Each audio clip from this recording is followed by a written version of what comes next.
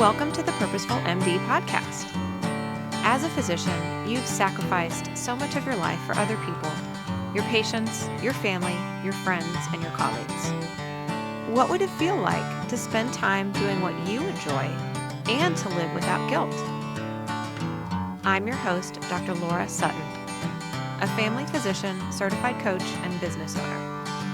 If you're a medical professional on a journey towards your most purposeful life, a life with more time and energy, and ultimately more joy, then this is the podcast for you.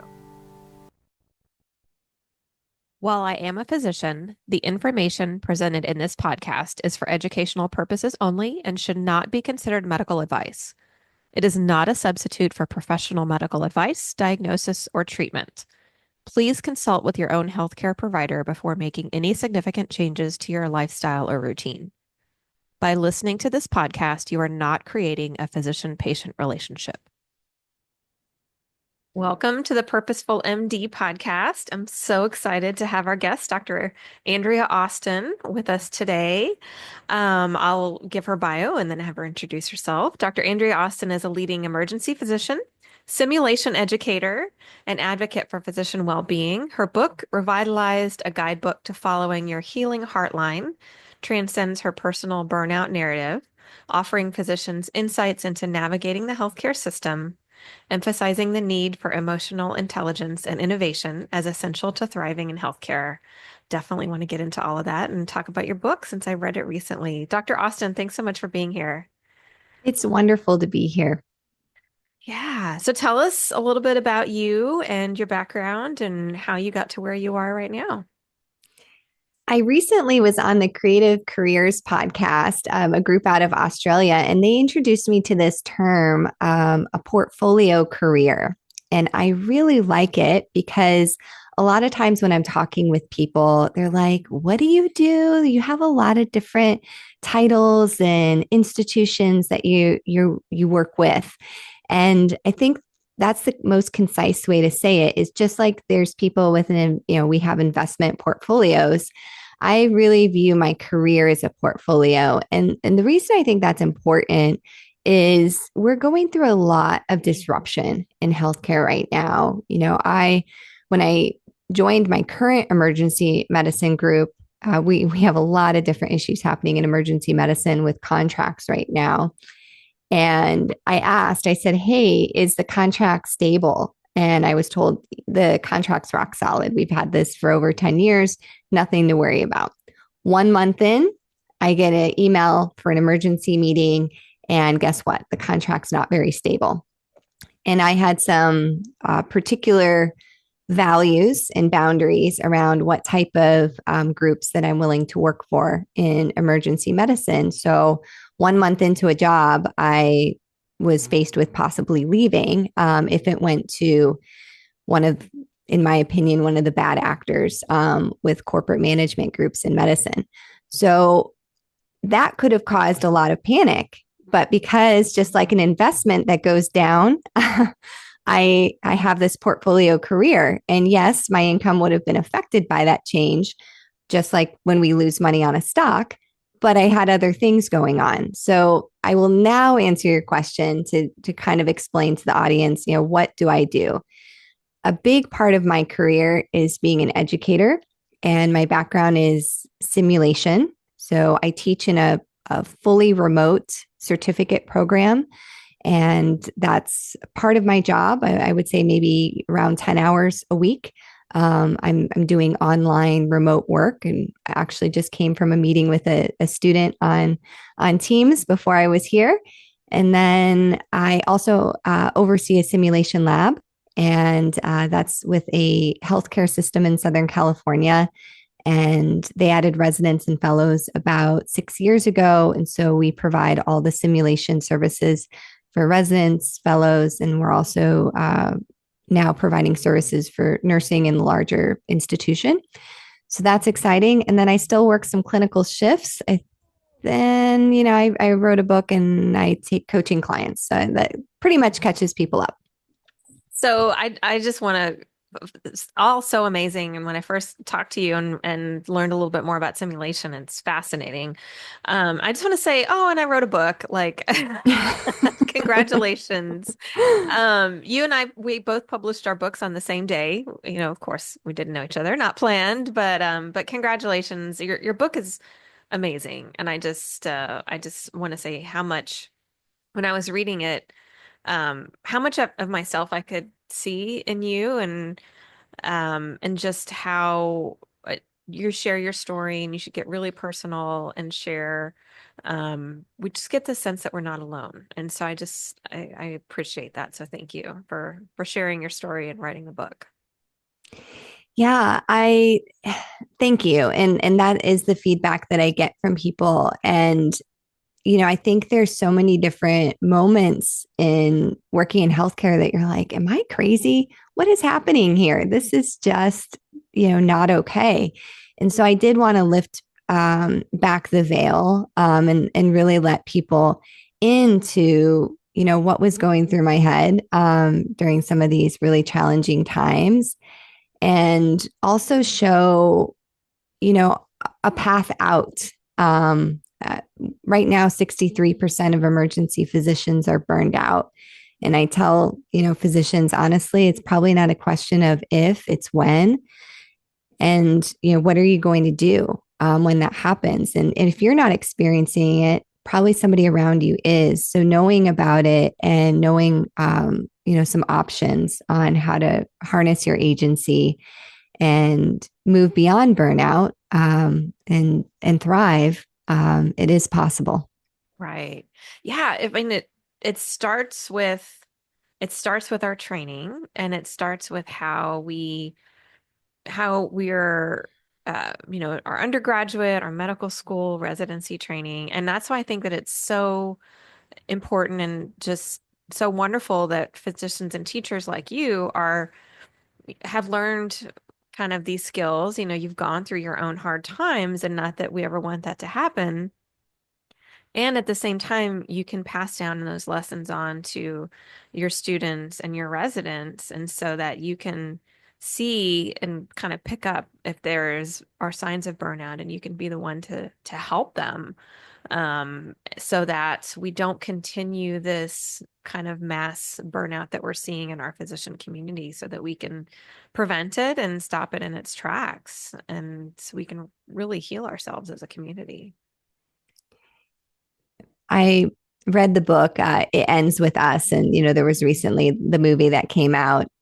And when I talk to people about what we experience in healthcare, and especially if you have non healthcare friends and you tell them some of the things that happen, it's really abuse. Right. And I have another, group of friends, the whole physicians, and they talk about this narcissistic cycle of abuse, that there's a lot of narcissism in medicine that contributes to an abusive culture. And I feel very strongly about being a person that's breaking the cycle. And I know that some of my colleagues think I'm woo woo. And Andrea's gone soft. And Andrea's always talking about this well being stuff. And it comes from a place of still loving our patients. And I feel that in order to take care of our patients in an ethical way, in the best way possible, is to be these whole humans that have a growth mindset. And that's going to be the way forward to really have the type of healthcare system that our patients want and that we can actually be fulfilled working in. Yeah, like you said, what our patients want. And there's so much research that shows that physicians that are burned out have worse patient outcomes. They are likely to commit errors.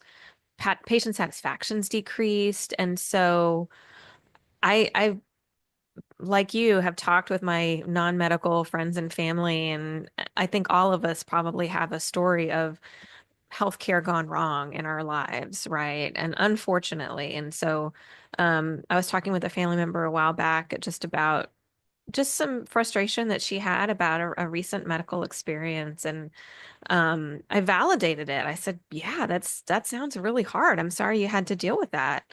Um, and it's not a justification, but your physician probably had to deal with X, Y, and Z and all these other challenges. And so again, it doesn't justify poor behavior. But I think bringing some of these things to light to the general public, to the people that are seeking medical care, can help for all of us to advocate because it's in all of our best interests for our physicians to be taken care of. Just like our pilots, right? I mean, you talk about this in your book, and you have military experience, retired from the Navy, or not retired, but Navy veteran, right? Correct. Yes.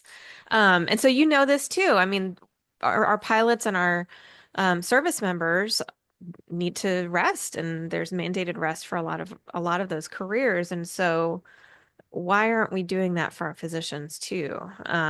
So I love that you're advocating for this and that you're part of that community that can pass along that knowledge to the next generation. Yeah, absolutely. And I talk about in the book that we've all had those. Some of us have experienced poor interactions in the healthcare system ourselves. And I just want to share a brief example of how doing this work and the power of coaching actually matters. I recently had my gynecology visit, and it was a new gynecologist. It's a sensitive exam, and it was brief. The interaction was probably, it was definitely less than 15 minutes, and it may have been 12 minutes.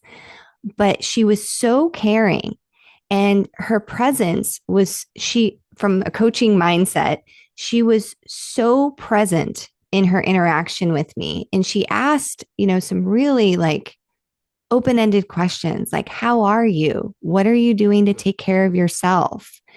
And I was just struck by her presence. And because she asked these questions and, found out that I was a physician, we started talking about coaching and my book. And then she said at the end, oh, I'm part of a coaching community for women physicians. And I was like, oh, of course you are. Like, you're able to show up even during this very brief interaction, and the emotional intelligence, the way you showed up here, it's clear that you've done the work. And juxtapose that with a visit I had 2 years ago that was just horrendous. Not with her, it was with somebody else. It was absolutely horrendous. And the person was so dysregulated and so rushed and so, it was just a really icky feeling after that exam. And I had such compassion for that doctor because I was like, oh yeah, I've been that doctor, Mhm. So I get it. So for anyone listening out there that, I like to say coaching curious, it really does make a difference. Yeah. Yeah. I love that. And what comes to mind for me is that it doesn't take more time in order to Mm, be compassionate and to be really fully present for an exam. And again, a lot of data showing that even brief visits, when we sit down, when we really engage with our patients, the visit can feel longer and the patients leave the visit feeling seen and feeling heard. But it does take emotional regulation. Like you said, this other physician was dysregulated. And so it takes work, in the sense that we have to make sure that our own needs are taken care of. And we have to advocate for ourselves in those situations where maybe somebody else isn't there to advocate for us or to make sure that we are eating and sleeping and using the bathroom and all those all those basic functions, right? yeah. Um, yeah, when I was writing my book, I worked with a kind of an editing team, but also a writing coach, and she was a non-physician, but she was shocked at some of the stories that I wrote about. And you and I have a very exactly the same story, writing about a physician who was rolling their IV fluids into the exam room with a patient. Hmm. So we can imagine a physician that is ill enough to need IV fluids themselves, seeing patients rolling in their own IV fluids. And in my own experience, this was probably 10 years ago when I heard about this. And my first thought was, what does the patient think? If I'm a patient, sitting in an exam room, whether that's an emergency department, an outpatient clinic, whatever that is, and my doctor rolls in with their own IV fluids, like my spidey senses should be going off. Like maybe this doctor needs to go take a break. Yeah. Right. I mean, we wouldn't want to get onto a plane with a pilot like, hey, everyone, no big deal here. I've got my IV bag here. Right. I just need a little hydration and the plane's pretty much on autopilot. We should be okay. Yes. Yeah, exactly. That I would get off that plane immediately. Mm-hmm. Yeah. So how do we turn that? How do we kind of turn that culture? So when you said something that I want to go back to, because you said that the perception is that you know you're it's woo woo and kind of going soft. How do you respond to some of those comments? It's been very interesting because I think that's the reaction that a lot of people have. And, from the coaching psychology world, I'm not in charge of anybody else's reaction. I'm only in charge of the way I show up to interactions. And being authentic and having the evidence behind what I say and being consistent and being the person that people can come to with problems, it's starting to pay dividends. It's a slow process, but what I'm starting to see now is people are starting to get it because there is credibility in doing this work, and it's the nurses that are able to come to me and confide and share things that are happening. And me being able to advocate for them. And they know, and it doesn't mean that I'm perfect. I have days that I show up to work and the ER is a very difficult place to be. And I have moments that aren't my most Zen self, but owning those and saying, yeah, I want to show up better, and being able to have that vulnerability and build trust with people. So I think at the end of the day, the beauty of coaching is I really know who I am now. And so somebody saying, oh, Andrea's woo woo, or she's soft, or she's always talking about this well being stuff, I'm not really concerned about that for me. I'm more concerned or curious about what that says about the other person. Um, and I'm hoping that having this cadence of consistency around what I'm saying and how I'm showing up and how I'm trying to support other people eventually starts to change the tide. Yeah. So just so much in what you just said. I want to unpack that. Thank you. You said it in a couple different ways, but basically that as a coach that you're not responsible for another person's response, reactions, emotions, behavior, speech, any of that. And I just want to highlight that. I think that's probably the most important lesson I've had to learn in my life. Mm-hmm. And it's something that I'm also trying to instill in my daughter, who's a 17-year-old. She's in high school. Um, I think it's just such an important lesson that we're not responsible for other people's behavior. And then the other thing that you said that does the other side of that coin is that whatever they say is a reflection of them and their model of being or insecurities or whatever their fears, whatever's coming up for them, it has nothing to do with you. And so that's just so, so important. If we could take one thing away from all of this, I would say that just has really hit home for me. And then the other thing I heard you say is consistency and authenticity, and just keep showing up and doing what you do, and that nobody's perfect and you're not perfect and you have off days. And yet I imagine that your off days are probably fewer and shorter than they were years ago, when you were in your training and kind of before you um, became this.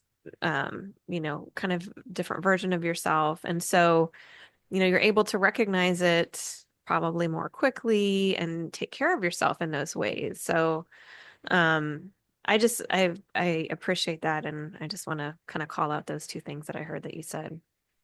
Yeah, absolutely. The concise version is let people be wrong about you. Yes. And the first time I heard that, I was like, what do you mean? Like, if somebody's saying something about me, I'm going to go correct it. There's a time and a place. There's sometimes you factually have to, go to bat for yourself. But for the most part, just let your actions speak louder. And you don't really need to manage your image. Yeah. Yeah, absolutely. That I couldn't agree more. We do what we do, and people are going to say what they say, and it's a reflection of them and not us. And so it's too much time and energy wasted in trying to fix what somebody else thinks about us. Yep. Yeah. So how do you approach when you have either clients or maybe students or residents that you're working with that are you see yourself in them and where you were 10 years ago and you see this burnout starting to creep in? How do you work with somebody like that? Yeah. I think it kind of depends on the setting. Certainly with coaching clients, I have an intake process that I use to really better understand more of their life history and story and, where they want to go. And we inevitably start with values work. But even in a short interaction, I think starting with values can happen, even if it's just checking in with somebody. I think when we talk about burnout, it has such a negative connotation, like, oh, you're burned out. And really, when you look at the history of wellness around physicians, burnout was something that physicians were shamed for. Like, what's wrong with you? You should be happy that you're a doctor. It was so hard to go to medical school. So many people want to be in your shoes. What's wrong with you that you're not happy? And instead, one of the most insightful things I've heard about burnout was from Michelle Woolhouse, who I quote in the book. And Michelle introduced me to this concept of befriending your burnout. And when you first hear that, you're like, what? Why would I befriend something that's causing me pain? And it's something we don't want. Um, but if you follow your burnout down, it's trying to teach you something. And for me, and I think for a lot of physicians out there, your burnout is trying to teach you about the way you're doing things isn't working. Um, and I also learned following my burnout down that one of the root causes was moral injury. And so once I was able to clearly articulate that, and I can do it on shift now, I can say when, the elderly patient that's been boarding in our hallway, this literally happened the other day. This poor gentleman was like, Doctor, help me. And he's like, I need to go to the bathroom. And nobody had taken him to the bathroom in like 6 hours. He smelled bad. I mean, it was terrible. It was absolutely terrible. And I was able to say in this moment, like, I'm feeling very upset right now. And I don't like my job at this very moment because this is an example of moral injury. I am feeling distress because the system has allowed our emergency department to be overcrowded and we're not properly staffed. And he shouldn't have to be in a hallway. Um, so that level of granularity that I have is from following my burnout down and just kept trying to uncover, like, what is this? What is this really uncomfortable feeling? And then what was underneath of it was a feeling of, I believe in justice Yeah. and fairness. And I believe in being a compassionate doctor. And I'm not set up in a lot of situations to provide care in line with those core values. Yeah. That's such a thank you for sharing all that. And I mean, you mentioned justice and fairness and compassion, and those sound like those are core values for you. And starting with the values, so that we can recognize, okay, this is something that's going against my values. And in this situation, and just, uh, I, this is my understanding of the definition of boarding since I'm not in the ER or hospital medicine, but it's when a patient is admitted, but they are still in the emergency room awaiting a bed. I'm right about Yes. that. Yeah. Yeah. And I'm hearing from my ER colleagues that that's just happening more and more often lately. And so in this situation, this injustice of this patient shouldn't have had to have been waiting for so long to get some of the care that he needs. And um, I think where I hear a lot of physicians' mind goes is, well, but I can't fix it. Mm. I can't fix the overcrowding. I can't fix the staffing and kind of this railing against some of the injustices that we see. So how do you rectify that for yourself and for your clients and your students? Yeah. So I have a paper that's going to be coming out this year on physician change makers. And I had to take a really, I took a sabbatical. I took 3 months off and I had to really ask myself, am I going to go back and practice healthcare in the United States? Am I going to do this? And the only way I personally could go back was adopting a new identity as a physician change maker. And so, what I challenge physicians that say, well, it's a system and I can't do anything about it, I'd really challenge that. Really? Um, you are a very educated, integral part of the healthcare system. And many people that you interact with consider you a leader. And so, yes, I understand when you're on shift or in the clinic, you may not be able to work on a systems change in that moment because you need to take care of the patient and you have another patient waiting for you. But the way I deal with it is I take note of these issues.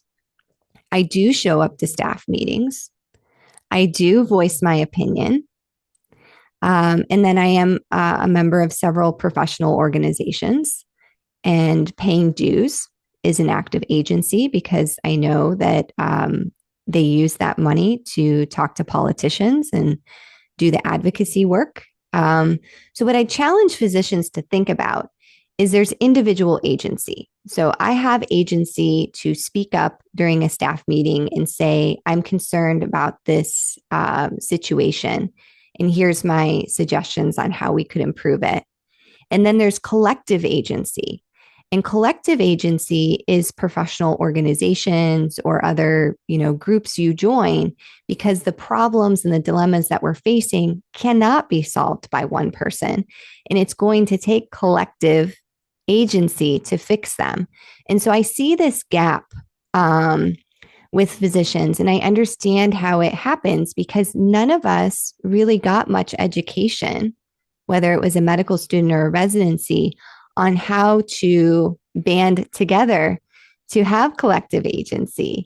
And so then many of us hit early mid career and we're like, wait a minute, this isn't what I signed up for. And I don't have the skills to be able to navigate this really difficult system. Um, so, I think obviously I do change making at a pretty aggressive level with how active I am in various organizations. My podcast, all my book are all examples of taking change making to a really high level. But even, the physician that says, I'm going to continue to work full time, I don't have admin buy down. If all physicians took 30 minutes a month to do some form of change making, I think our healthcare system would look a lot different.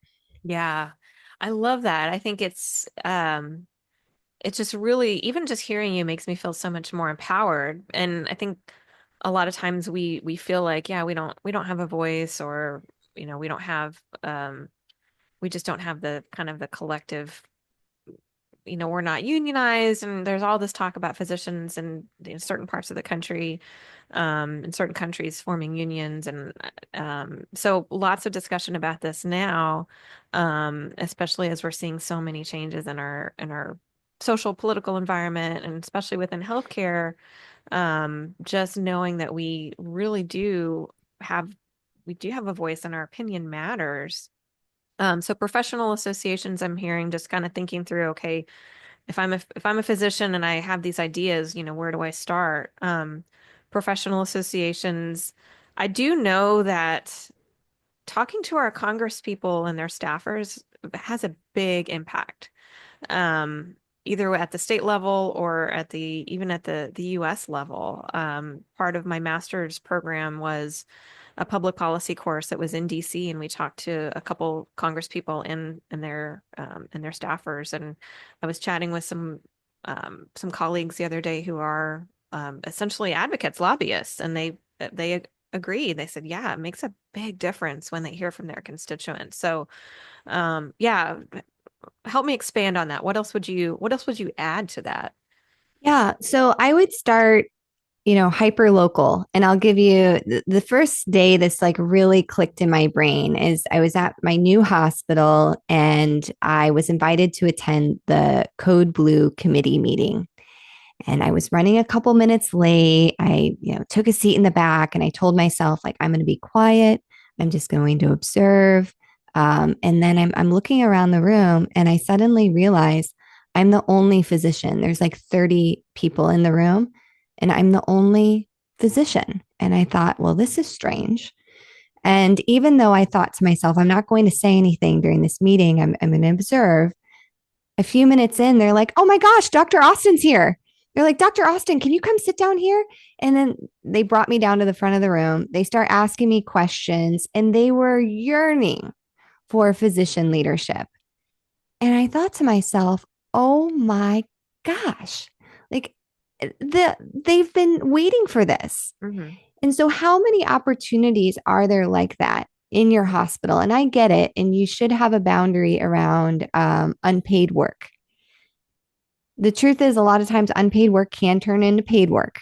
I think everyone should be in charge of their own life and enlist the help of a coach.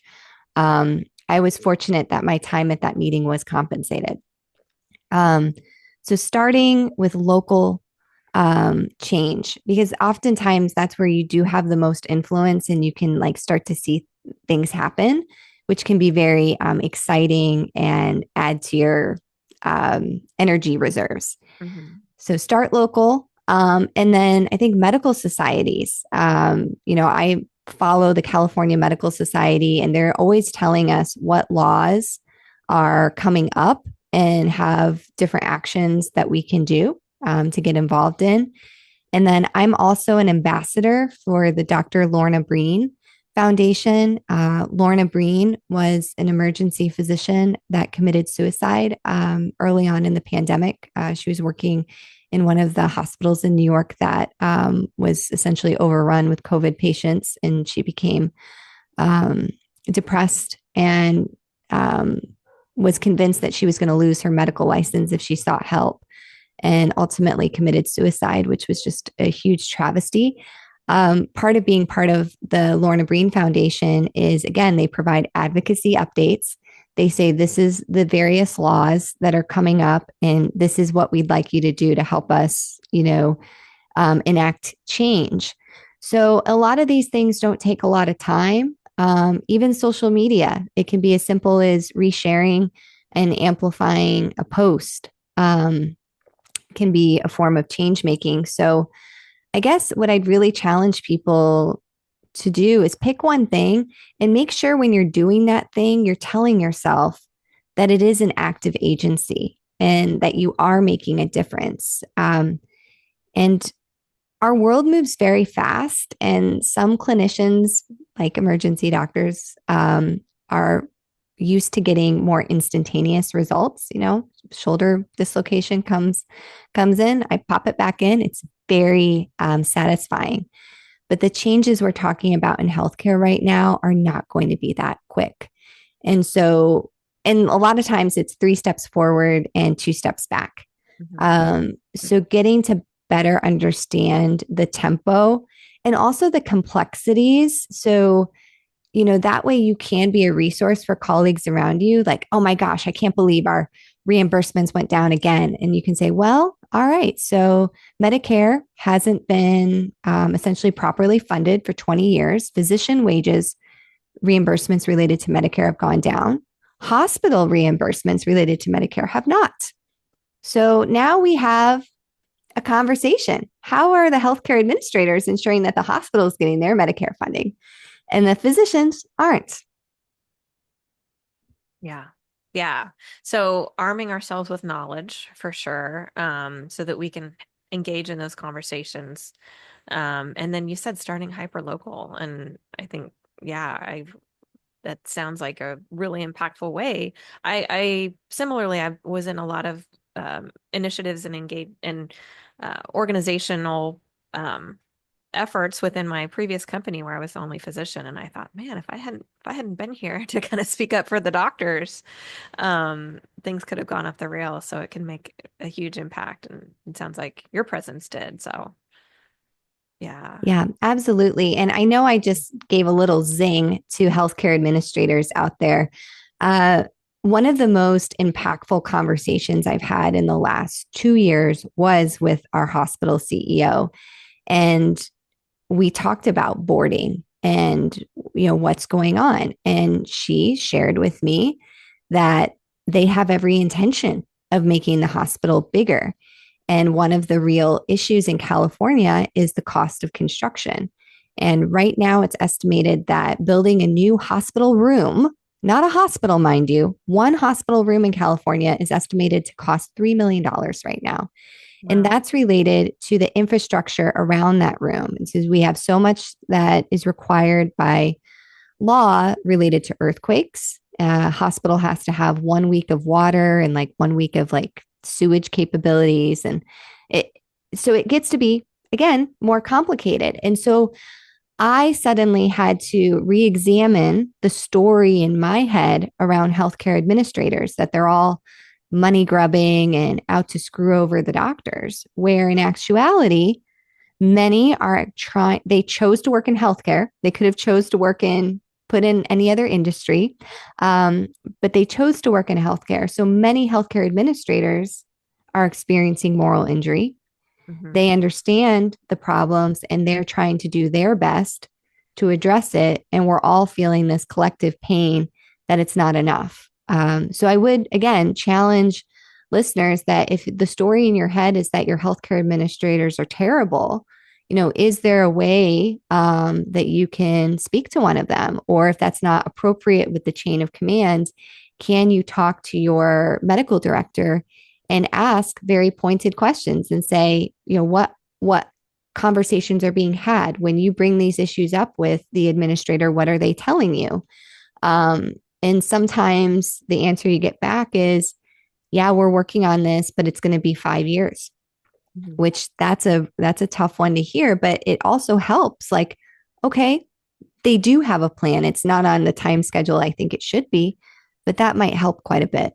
Yeah. Yeah. Getting really curious and assuming that everybody's just trying to do their best and do the right thing, rather than kind of making negative assumptions right off the bat. Absolutely. Because that's how that's how the conversations have to start. And that's how we work together, is when we can see ourselves with that compassion. And just like you saw that physician that was, not the best bedside manner a couple years ago. So yeah. Yeah. Thank you so much for being here, Dr. Austin. It's wonderful to have you. So where can our listeners find you? Where's the best place for our listeners to get in touch with you? Yeah. My website is andreaaustinmd.com. That really has every way to connect with me, links to the book, links to the podcast. For social media, I'm most active on Instagram and LinkedIn. And again, that's Andrea Austin, MD. All right. We'll include those in the show notes. So thank you so much for being here. Wonderful to have you. Well, thank you, Dr. Sutton. And I'm looking forward to having you on my podcast so listeners can listen to both and get to hear you in the interview chair. Yeah, awesome. Thank you. I'm excited. Thank you for watching The Purposeful MD on YouTube. If you like what you see, please like and subscribe. Please also visit www.thepurposefulmd.com for free downloads or to discuss working with me as your coach.